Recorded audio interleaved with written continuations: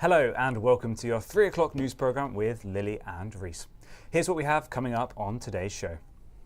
The UK Supreme Court has ruled that the legal definition of a woman should be based on biological sex. A school in Leeds have been getting active to raise money and awareness for autism. Salford Central has reopened after £10 million of improvements.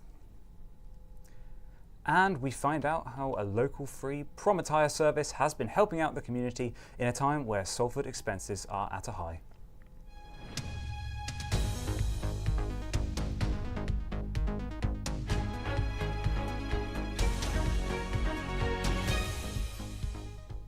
The UK Supreme Court has unanimously ruled that, under equalities law, the definition of a woman is based on biological sex. This decision concludes a lengthy legal dispute that could significantly impact how sex-based rights are interpreted and enforced throughout Scotland, England and Wales. The ruling comes after Campaign Group for Women Scotland challenged the Scottish Government, asserting that legal protections should be based on sex and reserved for individuals who are biologically female. We are joined in the studio now with our reporter Gracie Jones. Gracie, there's been quite a mixed reaction to this, hasn't there? There certainly has been. So some people are all for the decision and others have questioned how the ruling will affect trans women's rights. I'm joined here today with the chair of the LGBTQ+ Society and the Trans Plus officer at the University of Salford, Terryuna Kay. So thanks for joining me today. Thank you for having me. So following the ruling last week, have you noticed a change in anything in your life as a result, as a trans woman yourself? I've definitely noticed that everything feels a lot less safe. I mean, walking around Manchester and Salford, which traditionally speaking are very safe places,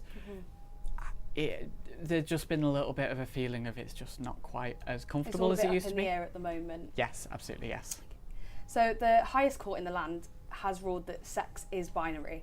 So meaning legally a woman is a biological woman. Words such as sex and gender have become loaded over the past couple of centuries with different meanings depending on your own interpretation. The judgment here draws a line under that. What do you make of the ruling? The ruling, how would you put this? The ruling draws a very definite line based on biology, the idea that a man is a man and a woman is a woman, but that isn't what biology actually says. There are thousands of intersex people living within the UK that don't conform to that binary. Just based on your birth sex, there are people that don't fit into that. And this ruling entirely fails to look to reflect that, let alone reflecting any of the trans people's identities simply based on biology. They've got their points wrong. Okay. So what about the women who are campaigning for this though? So campaigners for Women Scotland were pushing for women-only public spaces like bathrooms and changing rooms in a bid for women's safety. Do you think that there is an issue there for that? I would say that trans women are not the problem when it comes to women's safety. When we go to bathrooms, we're going to go to the toilet. That's it. Men, and typically cis men, tend much more strongly to be the problem there. Okay. And if they want to go into a women's bathroom, they just kind of do it. And a ruling like this isn't going to stop that. Okay. Unfortunately.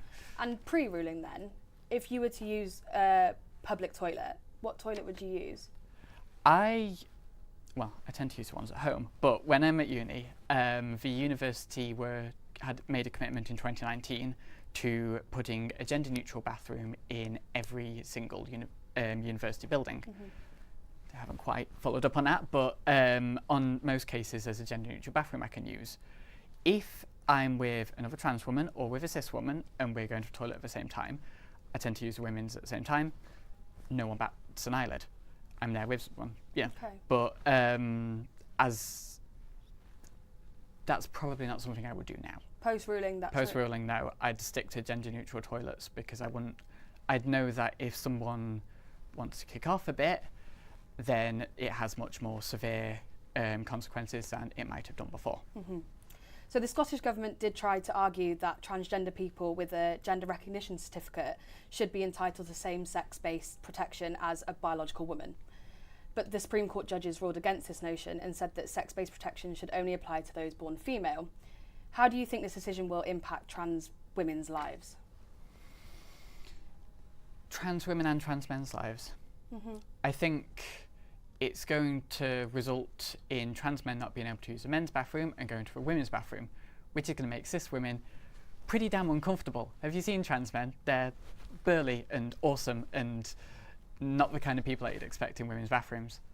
But in terms of trans women, it will certainly, how would you put this? The gender recognition certificate, the protections that it provides have always been not incredibly well defined under the Equalities Act. And now those protections, despite what the Supreme Court has tried to say, they're effectively ruled non-existent.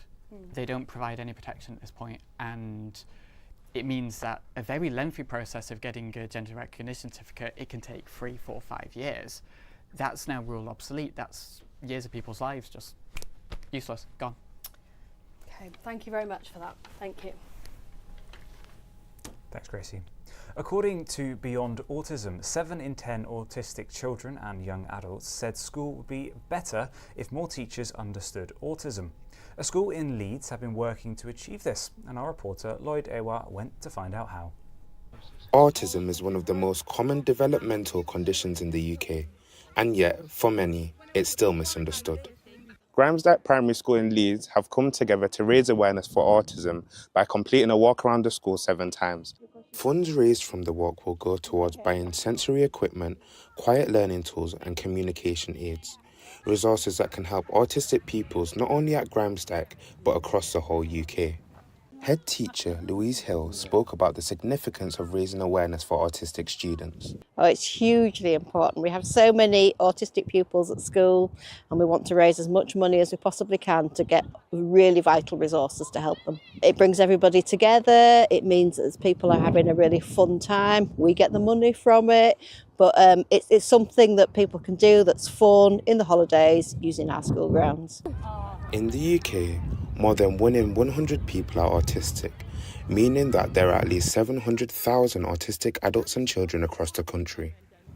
While the walk raised vital funds for sensory tools and learning resources, Lisa Smith believed that it also created something just as valuable, a sense of togetherness.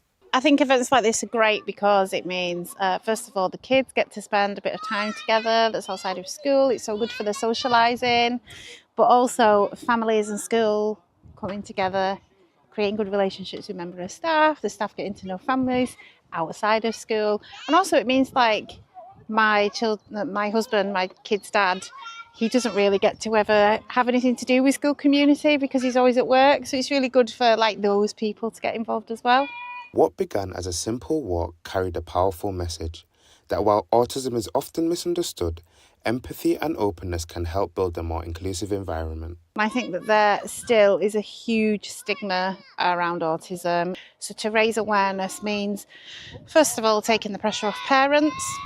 But second of all, it means that our children get to grow up in a world where they're understood and where they can be themselves without the fear of prejudice and being judged. Lloyd Ewa, Quays News, Leeds. The Vatican have announced the death of Pope Francis, who passed away on Easter Monday at the age of 88 from a stroke.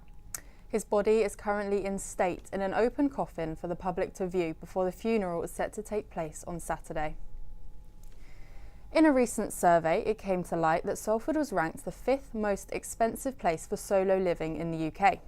Now, in comparison to other bigger cities like London on the list, this came as a bit of a shock to Salford residents. Our reporter, Sophie Ashley, has been finding out what the community are doing to tackle this expense. So, Sophie, what have the community been doing? Thanks, Lily. Well, with prom season rolling around, parents have enough expenses to worry about in this newly expensive Salford, without the added concern of affording an elegant ball gown or suits for their children. Rebecca Marshall is a Salford local and founder of Body Mind Educate, who created her own free promwear service, where she provides prom dresses, suits, shoes and accessories for students going to prom. And this year, she has more people showing interest in her service than ever before. I spoke to Rebecca about why she wanted to help and what caused her to want to run this business. I used to work for the NHS and I used to do a lot of work in high schools, etc. And I was hearing like a lot of young people saying that they weren't going to prom and there was different reasons for that. But a lot of it was because of the impact that it was having on the family in terms of the finances. Because that no parent ever wants to say no. And it's such an important milestone memory and a milestone event that these young people have worked 13, 14 years in school for, and then they're getting the opportunity to say goodbye to their teachers, their support network, their friends, and it's almost like a little family. So, how does the community help with this service? Well, Rebecca receives all her dresses and accessories by relying on community donations. And without this help, her service would not have been able to grow into the huge scale it has now reached.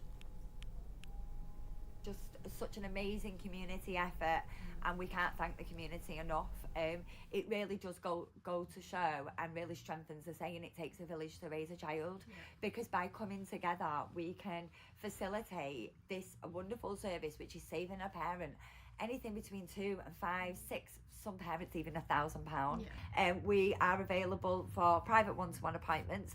There's no criteria to meet. You don't need to be on benefits. All you need to do is have a year 11 student go into a prom in 2025, give us a ring, get in touch via email, and we will facilitate a prom appointment, a one-to-one, 1 hour prom appointment, confidential for you and your child. Now, Rebecca told me the main aim of this service is to just ease some of the stress that parents can face during this expensive time. And she explained how she'd rather give parents the opportunity to be able to save that money for what really matters. I know what it's like as for that mum guilt to set in, and the next thing you're getting credit cards or loans that you can't afford. Even if you've got the money, we would rather you go and spend that money on a caravan holiday for all your children to celebrate the end of your daughter or your son's childhood journey as well. Make a memory together as a family. Go fill your fridge, pay your bills, go to the cinema, do something with it that's nice and rewarding, because this is for 4 hours. Thank you, Sophie. It's nice to see people helping each other out. But Salford Central has now reopened after a £10 million worth of improvements, with the likes of a new roof, wider platforms and a revamped ticket office, just to name a few. Our reporter Oliver Spencer went down to the station to see the changes for himself. Salford Central Station has finally reopened after over 2 months out of action. £10 million has been spent on renovations to improve accessibility and customer experience. The station initially closed on the 10th of February and has only just reopened yesterday. Many commuters have been affected by the closure, and the station reopening has made travel far more convenient. It's impacted quite greatly because I've been having to commute to Salford, Crescent and then get the bus in, so time-wise it's impacted me. Work has been taking place to modernise the station, with roughly £10 million being spent on the renovations. An upper level has been added to the station building, which includes a new ticket office.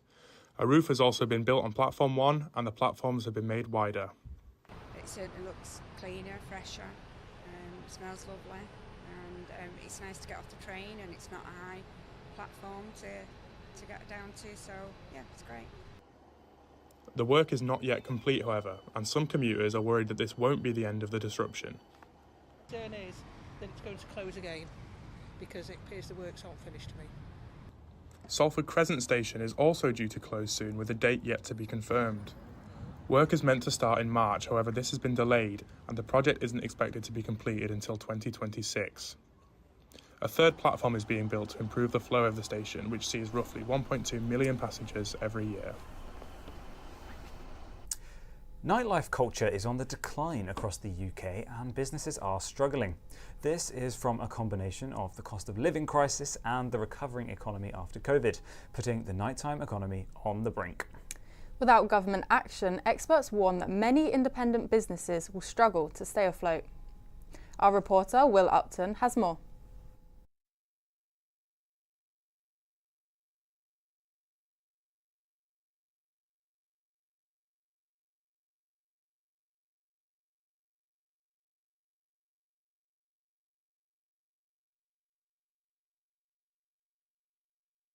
From 100% to 0%.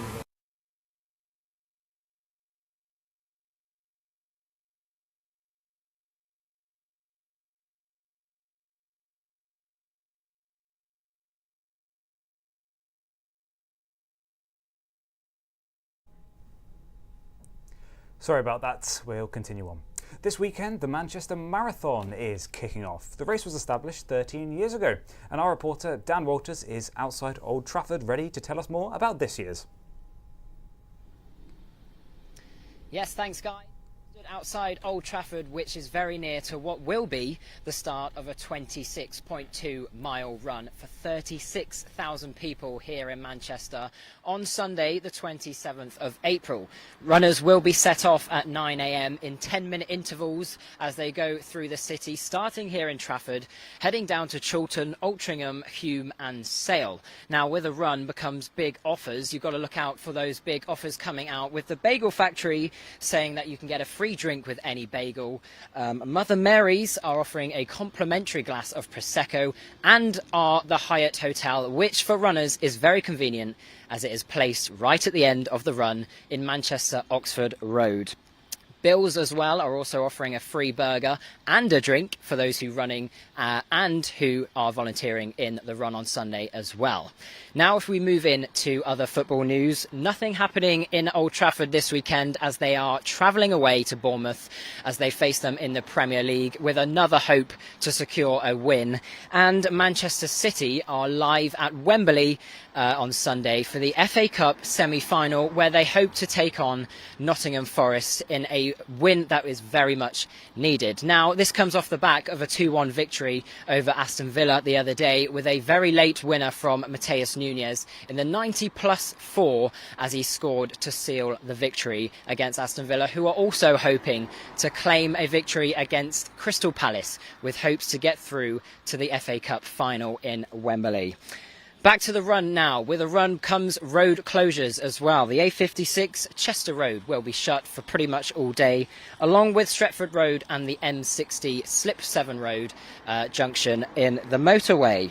But don't worry, if you're not around Manchester, do not fret, because you can go to London as well, where the London Marathon is taking part, where thousands more runners are expected to travel the streets of London as well. So it's a busy day for runners and a busy day for Manchester teams on Sunday the 27th.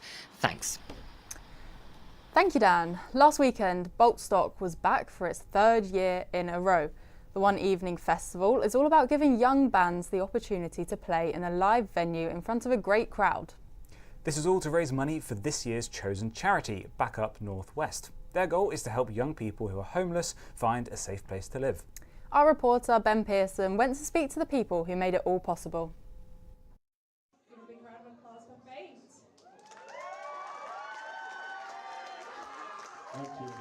Back and even better, Boltstock returns with the same goals in mind for the bands, but not the same charity. Last year it was Bolton Hospice, this year it's Back Up Northwest. Bolton Hospice has had money for the last couple of years from us. We thought, let's just spread it out a little bit more. It deals primarily with young people who are homeless or struggling, so it ties in perfect with this festival. We thought we'll give it a chance, give it a try, and it works for everybody. The bands get to play, people get to enjoy it, they get some money at the end of the day. Back Up Northwest are a charity that want to help young people who are homeless or at risk of being homeless find temporary accommodation. I think it's absolutely fantastic that Boltstock are supporting Back Up. And all the money that's raised tonight will go straight into Back Up. The money for the raffle will go straight into Back Up. So it's absolutely fantastic. Boltstock has been running for 3 years, and all 3 years has been here, the Roundhouse in Halliwell, Bolton. Now, it might not be here every single year, but no matter how big Boltstock gets, they want to try and keep at least something here for the Roundhouse just because of how good they've been to them in these early starting years. Faints are an example of a young band that inspired Boltstock to start, as their parents wanted to see their kids play at a live venue, the youngest member being just 15 years old. It's awesome, honestly. I love this venue. It's great. And but yeah, it's really all about like the original music, like really like getting the people to, like, showing the people our music. So another year, another Boltstock. The organisers want to put on more events like this for different genres. The next one is going to be called Slamstock. one that will take place later on in the year and is a similar model to Boltstock, but the difference being it's bands of all ages.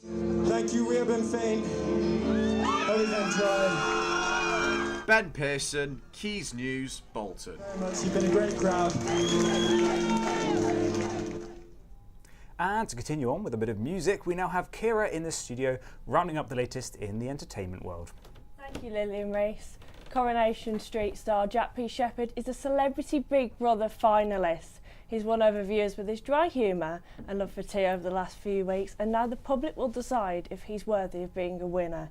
He will be joined in the final by 5 others, including former Love Island star Chris Hughes and Danny Beard, the drag queen host of the Gossip Gaze podcast and favourite to win the series. His family and friends are hosting a watch-along party in Manchester tomorrow night. The lineup for Celebrity Traitors has been announced. Some of the names include TV and radio presenter Kate Garraway, singer Paloma Faith and former Olympic diver Tom Daley. The series is expected to air later this year on BBC One. And finally, Oasis's song Live Forever has been voted the greatest British song of all time for the 3rd time running. The 1994 hit beat competition to the top spot over Queen with Bohemian Rhapsody and fellow Mancunian band The Stone Roses with I Am the Resurrection. The whole chart was voted for by Radio X listeners. It was one of 16 Oasis tracks inside the top 100, with just over a third of songs included coming from Manchester bands. Thank you, Kira. What a brilliant win for Manchester bands. Reese, are you happy with this result? Well, yeah, I mean, I'm not unhappy with it, but I mean, personally, favourite song is a combination of the Thomas Tank Engine theme tune and Biggie Smalls rapping, but, you know, still, it's pretty good. Right, well, on that note, thank you for being with us today, and thank you for watching. Make sure to follow us on all of our socials at Quays News. Bye. Goodbye.